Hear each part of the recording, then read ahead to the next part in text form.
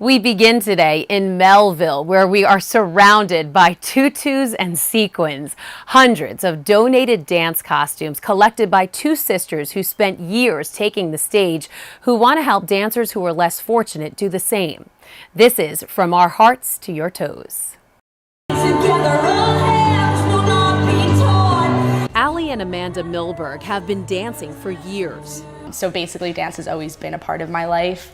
I couldn't imagine not doing it. Amanda first took the stage at the age of 2. The now 19-year-old is still dancing her heart out. I danced 3 times a week when I was in high school and now twice a week when I'm in college. So it was my form of exercise, but also my other family, my way to escape. Allie says it's a good form of therapy. It's such an expression of emotion.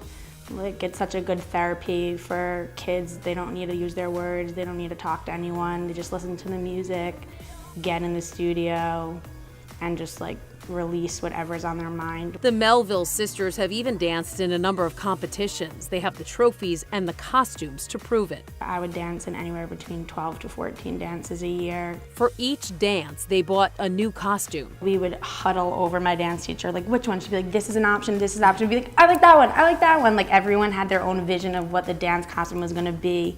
Was it gonna be multicolored? Was it gonna be a dress? Was it gonna be pants?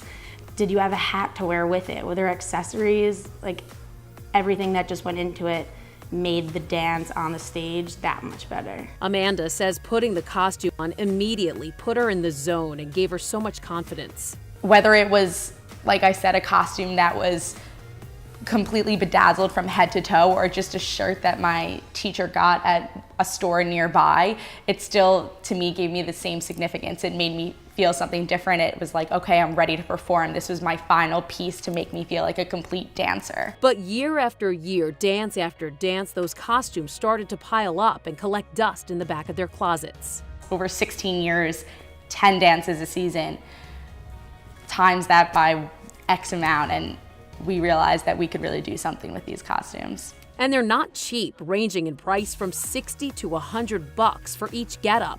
So in 2011, the girls decided to start their own charity, From Our Hearts to Your Toes, and started collecting gently used costumes and donating them to dancers who needed them. It never crossed my mind that a costume didn't come with a dance.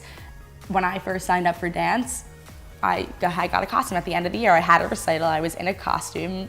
It never crossed my mind that kids would practice all this time and perform in their regular dance clothes. So they brought together the people who don't have costumes with those who want to get rid of them.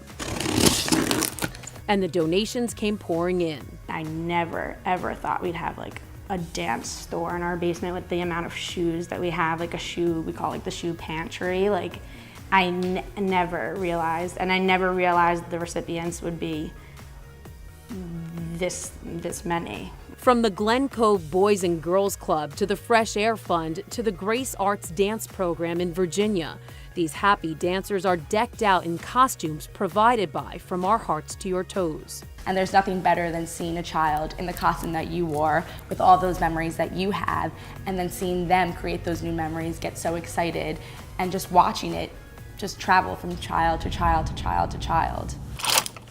So they're constantly sorting the donated costumes. We started really organizing them by size, by type of dance, by age, by length. So if you want a longer costume, a shorter costume. And they invite dance teachers to come to their home to handpick the items they need. So the people who want to come and get the costumes, if they're locally, we really like them to come downstairs, because we first of all love to see their faces when they see how much they're able to take and what they're able to take, but they also know their dancers so well. Oh, she would look good in that. Oh, her body type is this, so she would love this. Or her shoe size is this. Oh, when they're in this formation, the girl in the front should wear pink, and the other. They know their dancers the best and their dance. And it's not just costumes they get to choose.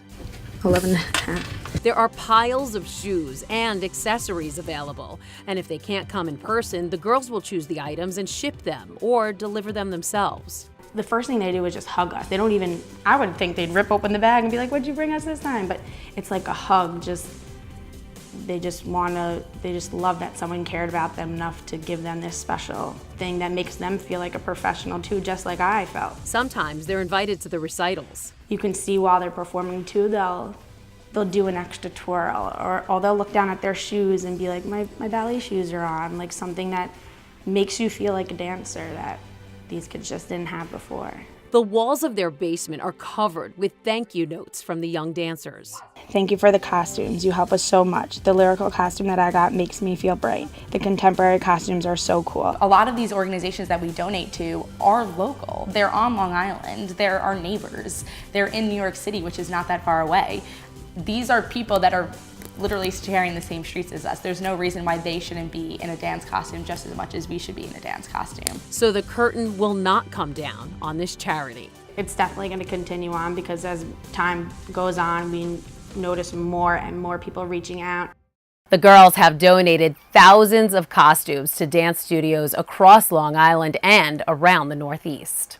Up next, a broken heart leads to thousands of heart screenings. Our Kevin Vesey has this mom's story. Students learning and carry it forth with them, more lives can be saved. There's thousands of more lifesavers out there. And later, walking in memory of Whitney and in honor of all children fighting cancer.